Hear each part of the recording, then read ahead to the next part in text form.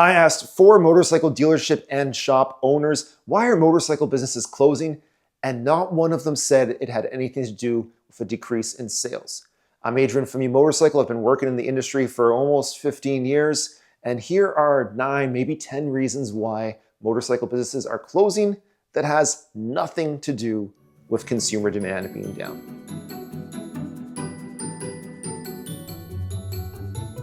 In my city, you would be hard-pressed to find a motorcycle shop that can take a look at your bike for service within the next year, within the next week. Most shops are booking within 1 to 2 weeks for a service appointment. Harley-Davidson dealers around this time of year are booking about 1 month out for service. We are busy. And I totally understand what you're thinking. Yes, vehicle sales are declining. Yes, the industry as a whole is shrinking. But as somebody who came into this industry in the tail end of the 2008 recession, we've been here before. We know how cyclical our industry is. Trust me, we count on it, especially the people who were around for decades before I showed up. The sales decline is not our biggest problem right now. We budget for that. Not them, though.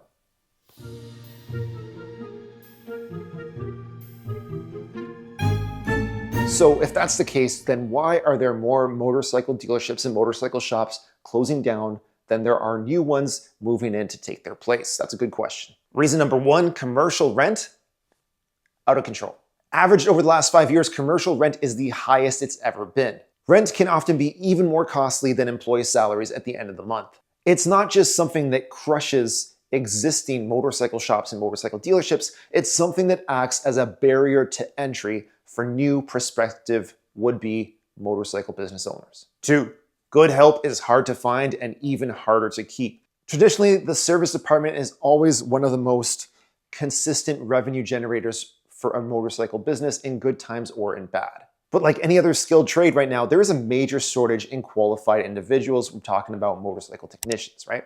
So that means that motorcycle businesses aren't able to recruit, train, and keep as many motorcycle technicians as their business actually has demand for, and that, of course, limits their income potential. 3, insurance has also skyrocketed. Insurance is usually one of the top 3 operating expenses of any business, especially the motorcycle business. That's just a normal thing. But lately, things have gotten crazy out of hand. 4, I'm going to leave this one open to interpretation. I'm going to call it regional specific stuff.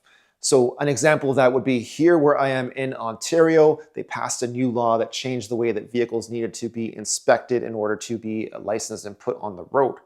The insurance companies somehow decided to get themselves involved and said, well, if you're going to do this new program, you used to need to have this much insurance, but now you need to have this much insurance. And we are talking about people's insurance rates in some cases doubling to the tune of like tens of thousands of dollars. A lot of the smaller shops have said it's just not worth it for us to sell the handful or dozen or so motorcycles that we sell over a given year. All of that profit would just be eaten away by this extra hike in insurance. So we're just not going to sell the motorcycles. We'll still service them or whatever else we do. To me, that's crazy. 5, zoning. It feels like there is nowhere left to work. There are very few places in cities that are zoned for automotive repair and sales. We are living in most North American cities in a big housing crisis. So when a big lot that could accommodate a motorcycle shop does go up for sale, guess who's buying it? Real estate developers, prospectors, that kind of thing. What are they doing? They're tearing down whatever's there. They're building up condos, small apartment buildings, multi-unit whatevers, or some kind of public infrastructure. So for some examples, just 20-minute drive from my house, Vespa Toronto West, torn down for some sort of railway project. McBride Cycle, one of the oldest, if not the oldest dealership in the country, torn down to make condos. Cycle Works as well. They were a repair shop. Now they're both condos. Cycle Works has actually moved, but don't worry about that. 6, auto shops outbid everyone. Automotive work makes a lot more money than motorcycle work. So when a rare property does come up that is zoned for vehicles being okay in bylaw, and for whatever reason, a real estate developer doesn't want it, the next person with the most cash to throw at it, because they're going to get the best ROI on it, is the guy who owns a car business and wants to open another one. And that makes it really hard for anyone to find a place to open a new motorcycle business or to move their existing motorcycle business to if they get kicked out. 7, manufacturer pressures on their dealerships. The demand that manufacturers are putting on their dealers in terms of investing in bikes, investing in branding, yada, yada, is getting out of hand. Okay, the craziest example I can think of is about 45 minutes to an hour away from me. There's a Harley-Davidson dealer for like 50 or 60 years. Harley-Davidson canceled their contract with that dealer. After so long, they ended that partnership because the dealer refused to move to a new location close to a highway, and that's one of Harley's rules. If you ask me, the manufacturers are asking a lot from their dealers these days. And what that means in terms of business, number of businesses out there is, let's say mom and pop want to sell their family-owned motorcycle business. Now, the investment needed to buy a motorcycle business or to start a motorcycle business is so high that there are very few among us who can have access to that level of funding. So who's going to buy these things? 8, financing is also a huge barrier for your independent shops. Operating costs are also at all-time highs for independent shops, even if they aren't dealers. Goes without saying. So the question isn't, who's going to buy my business when I want to retire? The question is, can anybody afford to? And absolutely, there is a small percentage of motorcyclists among us who can have access to the level of funding needed to buy a business like a motorcycle shop or a dealership, for sure. The thing is, when you have access to that level of financing, are you going to invest in a business in an industry that is shrinking? You probably have a lot of options to invest that much money in things that are going to probably yield you a much better return. So then, again, who is going to buy these businesses when the current owners decide to ride off into the sunset? 9, owners sell the land, not the business. Faced with the challenge of finding someone who is both willing and able to offer up the amount of money needed to buy their business, a lot of owners just realize, you know what? I'm just going to cash out and sell the property, and that's my retirement right there. Because again, we live in a housing crisis, right? A lot of us live in places where there is a shortage of lots that are zoned for working on and selling vehicles. You're always going to find someone who is willing to buy up a motorcycle shop or a motorcycle dealership's land because that's good land probably. They could use that for a lot of things, and unfortunately, the odds are it's never going to be used for anything motorcycle related ever again. So oftentimes when a motorcycle business closes and no one steps in to replace it, it's because the people who can afford to just don't want to. Last but not least, 10, tariffs. So without getting into politics or too much economic babble, the US government has decided to launch a trade war against its closest allies and trading partners. They've essentially said that we are willing to hurt American businesses as long as we hurt the foreign businesses that they trade with even harder.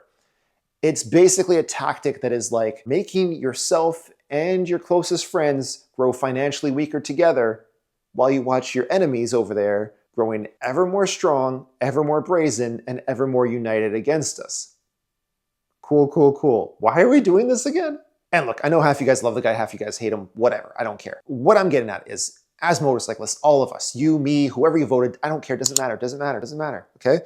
When our favorite motorcycle shop, our favorite motorcycle dealership, our favorite motorcycle manufacturer, our favorite independent guy who works out of his garage, whatever. When those people don't know, because of all of the chaos and all of the instability, if the price of parts, the price of bikes, the price of whatever they need is going to go up 25% or 50% when they wake up tomorrow morning, that's bad news.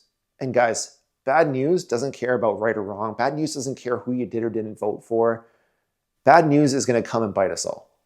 That's what it does. A lot of YouTubers have made videos talking about why motorcycle businesses are closing, but they've only really talked about it from the customer side without actually knowing what's going on behind the scenes. You see a lot of, I call them boomer tubers, pointing fingers at millennials and saying, you guys, what's wrong with you? You guys are afraid of like leaving your own houses. You guys are afraid of getting on motorcycles. You guys are what's wrong with the motorcycle world.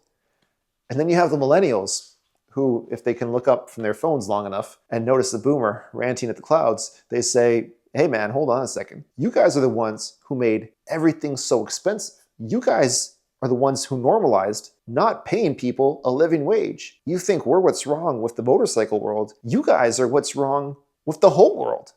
And if we're being totally honest, there are valid points on both sides of the table here. But when you talk to people who actually have their boots in the field on the ground doing the jobs, our perspectives tend to be very different than all of that.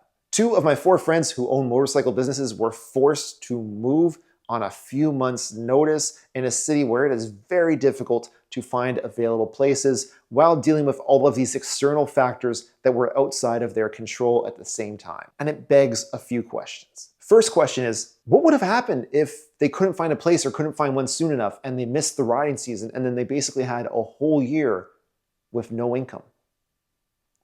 Second question is, how long are their costs going to keep on rising?